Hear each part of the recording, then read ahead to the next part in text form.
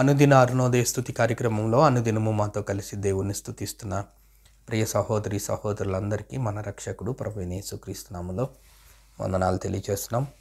నేటి ఉదయకాలం మందు మన స్తుతి అంశం యేసు ప్రభు మరణం ద్వారా మానవాళికి పాపక్షమాపణ లభించింది. అపోస్తులైన పౌలు ఎఫెసీయులకు రాసిన పత్రిక 1వ అధ్యాయం 7వ వచనాన్ని చదువుకుందాం.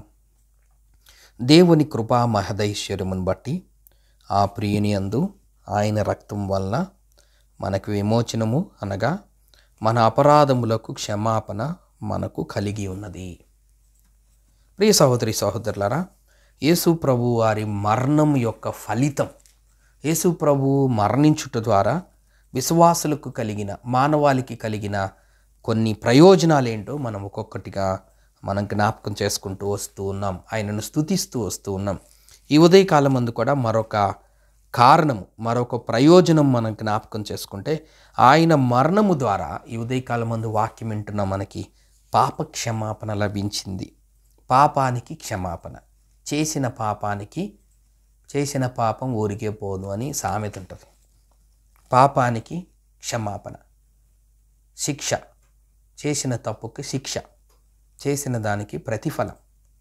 కానీ ఈ లోకములో అది చేసిన దానికి తగిన దానికి శిక్ష అనుభవించడం. కానీ పాప రోగము, మనం పాపముతో ఉంటుండగా మనకు రావలసిన ఆ శిక్షను ఆయన వేసుకొని మనకి పాపానికి క్షమాపణ దయచేశాడు. ఎలా జరిగింది ఇది? ఆయన మరణము ద్వారా జరిగింది. ఆ మాటనే ఎఫెసీయులకు రాసిన పత్రిక 1వ అధ్యాయం 7వ వచనంలో మనం చదువుకున్నాం. ఆ మరణం కూడా ఎలా జరిగింది? దేవుని కృపా మహదైశ్వర్యమును బట్టి, ఆయన కృప బట్టి, ఆయన మహాదైశ్వర్యమును బట్టి ఆ ప్రియుని యందు ఆయన రక్తము వలన మనకి విమోచన, మనకి పాపక్షమాపణ.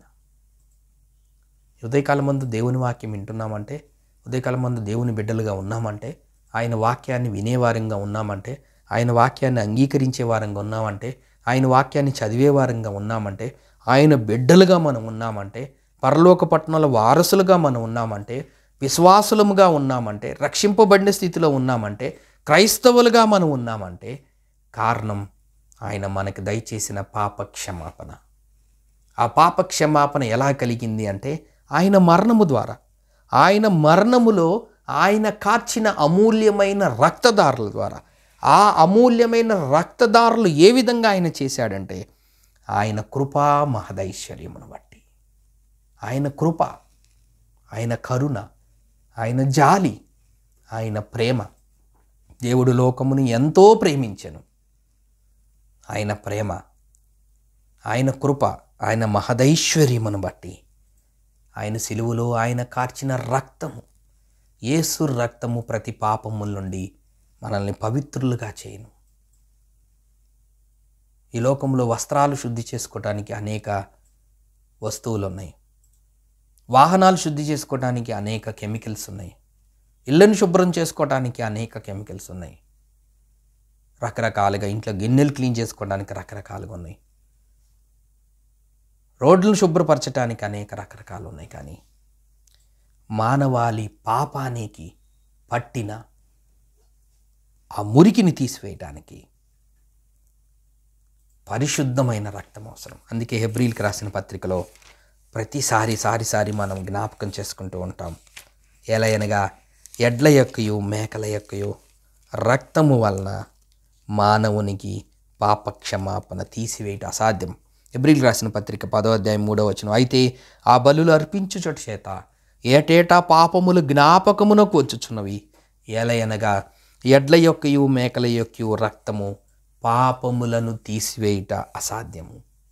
మన పాపములు తీసివేయటానికి ఏ కార్యము కుదరకపోయినప్పుడు ఒకే ఒక రక్తం, అదే పరిశుద్ధ రక్తం, అదే పావన రక్తం, అదే పుణ్య రక్తం, అదే నీతిమంతుని రక్తం. ఆ రక్తమే ప్రభు అయిన యేసుక్రీస్తు రక్తం. ఆయన ఈ లోకంలో జీవించి సిలువలో ఆయన చిందించిన ఆ రక్తం, తల మీద ముండ్ల కిరీటం పెట్టినప్పుడు తల నుంచి కార్చిన ఆ పరిశుద్ధ రక్తము ద్వారా మనకి పాపక్షమాపణ. చేతుల్లో మేకులతో కొట్టిబడినప్పుడు ఆయన చేతుల నుంచి కార్చిన అమూల్యమైన పుణ్య రక్తధారల ద్వారా మన పాపాలకి క్షమాపణ.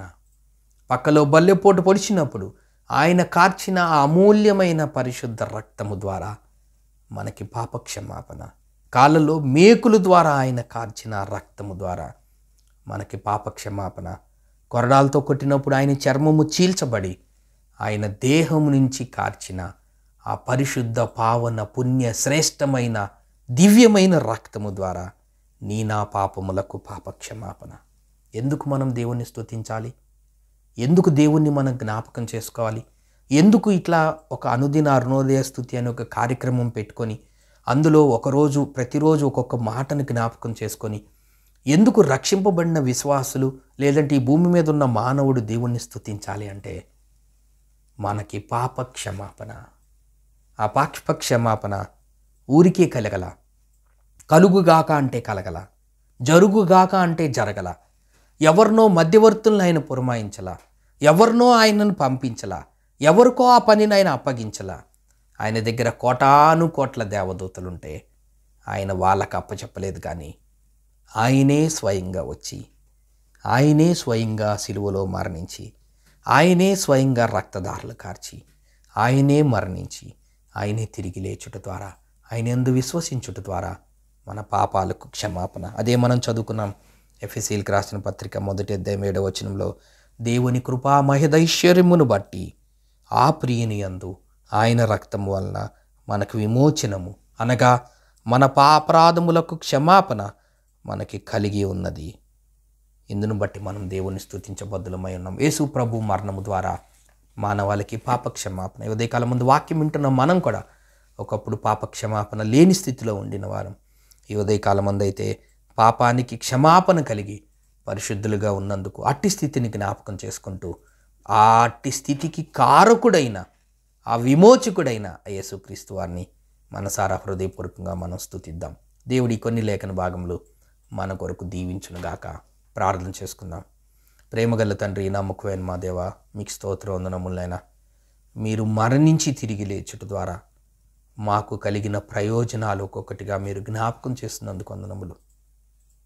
మాకు పాప క్షమాపణ, మీ రక్తము ద్వారా మాకు పాప క్షమాపణ, మీ కృపా మహదైశ్వర్యం ద్వారా మీరు కార్చిన సిలువలో కార్చిన రక్తము ద్వారా మాకు పాప క్షమాపణ దయచేశారు. అందుకే మీకు స్తోత్రం వందనములు తెలియజేస్తూ యేసు క్రీస్తు నామమున స్తోత్రం చెల్లించి ప్రార్థన చేస్తున్నాం తండ్రి. ఆమేన్.